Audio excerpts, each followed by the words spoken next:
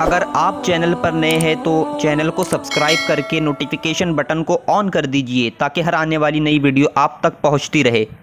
تمام دیکھنے اور سننے والوں کو السلام علیکم۔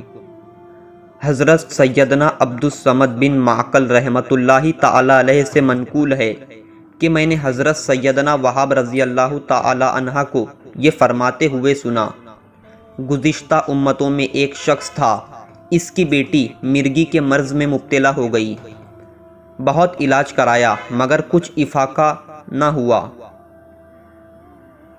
وہ جس معالج کے متعلق بھی سنتا اپنی بیٹی کو لے کر اس کے پاس پہنچ جاتا، لیکن اس کے علاج سے سب عاجز رہے۔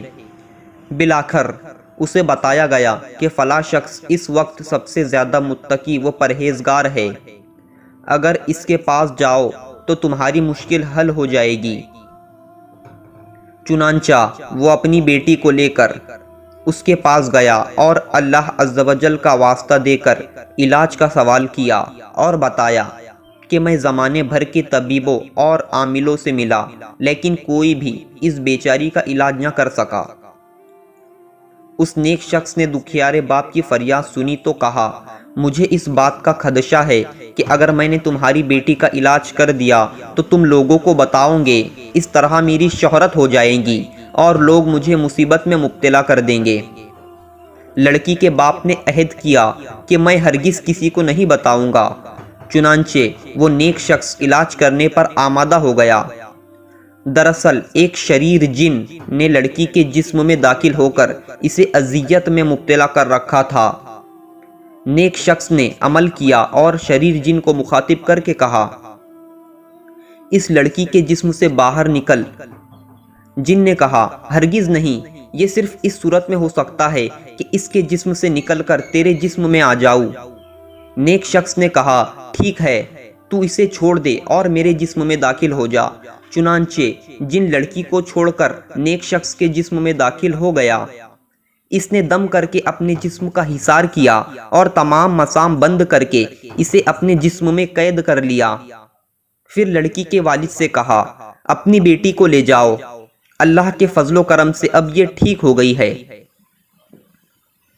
اس کے والد نے کہا، مجھے ڈر ہے کہ یہ شریر جن دوبارہ میری بیٹی کو تنگ کرنے نہ آ جائے۔ تو نیک آدمی نے کہا، جاؤ، انشاءاللہ عز و جل اب کبھی بھی یہ اس کی طرف نہ آئے گا۔ دکھیارا باپ دعائیں دیتا ہوا وہاں سے رخصت ہو گیا۔ شریر جن اس مرد صالح کے جسم میں قید تھا۔ اس نے پورے ہفتے مسلسل روزے رکھے اور راتیں عبادت و ریاضت میں گزاری۔ 7ویں دن شریر جن نے اس سے کہا، تو کھانا وغیرہ کیوں نہیں کھاتا کہ تقویت حاصل ہو؟ کہا، جلدی نہ کر، ابھی مجھے کھانے کی حاجت نہیں۔ جن نے کہا، پھر مجھے چھوڑ دے تاکہ تیرے جسم سے نکل جاؤں۔ کہا، ہرگز نہیں، اب تو نہیں نکل سکتا۔ پھر نیک بندے نے مزید ایک ہفتہ روزے رکھے اور راتیں عبادت میں گزاری اور نہ کچھ کھایا نہ پیا۔ جن نے کہا، تو کوئی چیز کھاتا کیوں نہیں؟ کیا تو اپنے آپ کو ہلاک کرنا چاہتا ہے؟ اس نیک شخص نے کہا، مجھے ابھی کھانے پینے کی کوئی حاجت نہیں۔ جن نے کہا، مجھے چھوڑ دو تاکہ تمہارے جسم سے نکل جاؤ۔ اس شخص نے کہا، ہرگز نہیں۔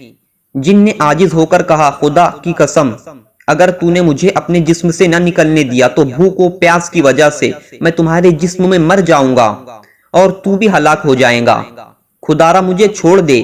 نیک شخص نے کہا، مجھے خدشہ ہے کہ اگر میں نے تجھے چھوڑ دیا تو تو دوبارہ اس لڑکی کے پاس جا کر اسے تنگ کرے گا۔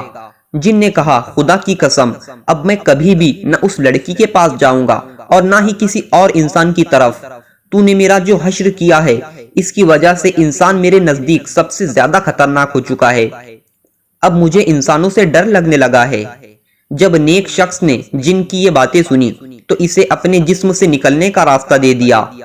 جن فوراً بھاگ کھڑا ہوا اور پھر کسی انسان کو تنگ نہیں کیا بلکہ جب بھی کسی انسان کو دیکھتا تو ڈر کر بھاگ جاتا۔